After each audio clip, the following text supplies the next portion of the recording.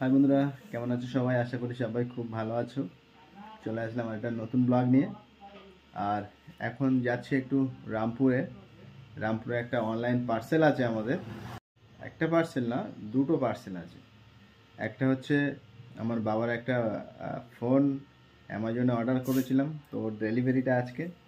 আর আমার দোকানের একটা পার্সেল আছে, সেইটারও একসঙ্গে ডেলিভারি পড়েছে। দুটোই অ্যামাজনে ছিল, তো ওই জন্য একসঙ্গে পড়েছে। তো ওই দুটো আজকে আনতে যাব।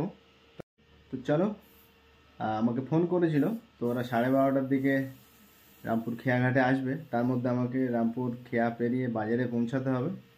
তো চলো, আর বেশি কথা নয়, যাওয়া যাক রামপুর বাজারের দিকে। প্রায় কিন্তু রামপুর বাজারের কাছাকাছি চলে এসেছি। হ্যাঁ, আর একটু গেলেই রামপুর খেয়াঘাটে পৌঁছে যাব।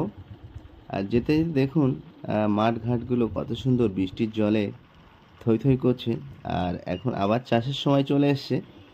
আর এই দিকটা দেখছেন করমচা বাগান টাগানগুলো দেখা যাচ্ছে, যেগুলো বেশিরভাগ বাজারে বিক্রি হয়। বেশি রামপুর খেয়াঘাট।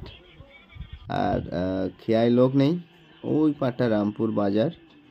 আর আমি আছি পিঁপড়াখালি খেয়াঘাটে। আমরা যারা এই ছোট ছোট দ্বীপগুলোতে বসবাস করি, তাদের একটাই সমস্যা, খেয়া পারাপার।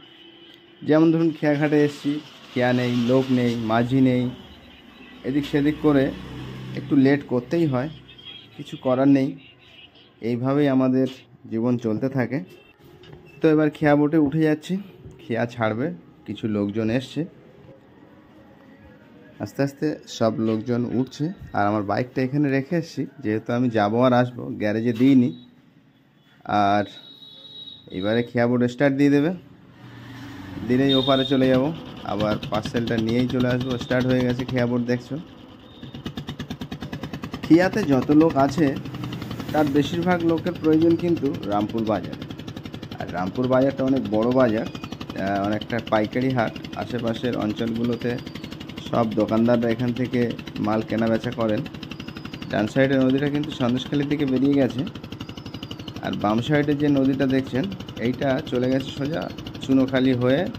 আবার ওদিক থেকে ঘুরে সন্দেশখালিও আসা যায়, এদিকে জয়েন্ট হয়ে গেছে আবার। এই যে বাম ধারের নদীটা। রামপুর খেয়াঘাটে আমাদের খেয়া বোট ধরছে, এবারে নেমে যাব।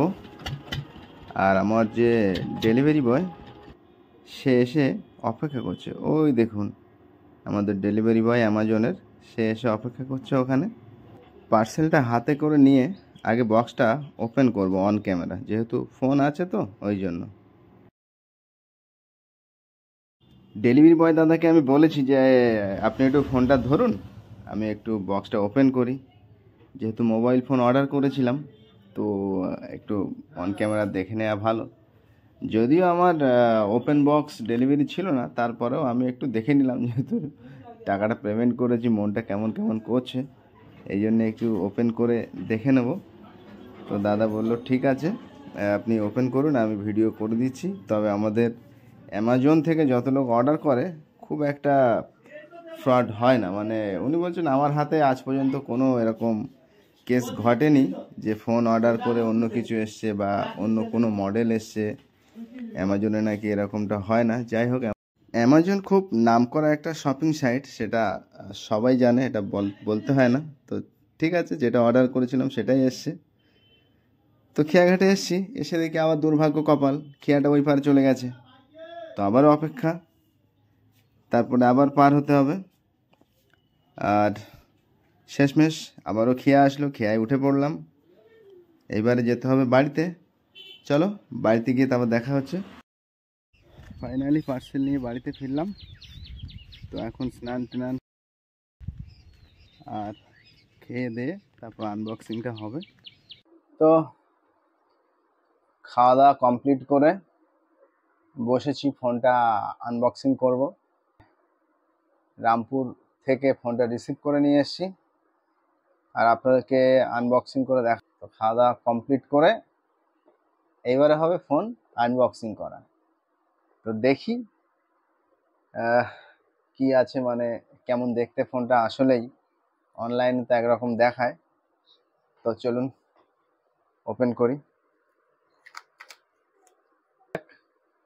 ফাইনালি বের হচ্ছে রিয়েলমি C65 5G। আর আগে বলে নিই, ফোনটা কিন্তু আমার বাবার জন্য অর্ডার করেছিলাম। আমার বাবা অনেক দিন ধরে বলছে আমি একটা অ্যান্ড্রয়েড ফোন ব্যবহার করবো, আর স্ক্রিন টাচ ফোন ব্যবহার করব, তো যার জন্য আবার 5G ব্যবহার করবো, এই জন্য 5G অর্ডার করা হয়েছিল। তো দেখা যাক। ও, এর মধ্যে ভালো প্যাকেজিংও আছে। কি আছে এর মধ্যে, এইটা আগে দেখাই। খুব সুন্দর একটা ব্যাক কভার কোম্পানি দিয়েছে, সিম ইনজেক্টর। Finally phone.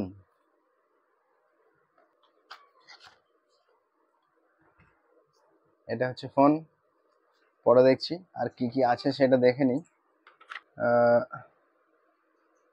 এটা 3 অ্যাম্পিয়ারের চার্জার, আর লাস্ট হচ্ছে চার্জিং কেবল একটা। খুব সুন্দর এই যে মানে স্টাইলটা পিছনে ক্যামেরার, এটাই খুব সুন্দর। এর আগে এই ফোনটা কে কে ব্যবহার করেছো অবশ্যই কমেন্ট বক্সে গিয়ে কমেন্ট করো, আর ফোনটার পারফরমেন্স কেমন অবশ্যই তোমরা জানবে, একটু কমেন্ট করে জানাবে প্লিজ। পিছনে চার্জিং পোর্ট, আর একটা ভালো জিনিস আছে হেডফোন, যেটা এখন বেশিরভাগ ফোনে থাকছে না, সেটা এর মধ্যে দেয়া রয়েছে। এটা একটা প্লাস পয়েন্ট, কিন্তু কোম্পানি হেডফোন দেয়নি। এবারে অন করা যাক।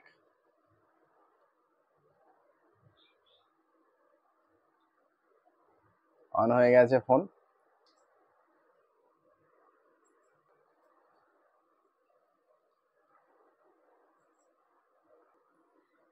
ফোন ওপেন হয়ে গেছে, আর এর ভিতরে এখনো সিম টিম কিছু ইনস্টল করা হয়নি।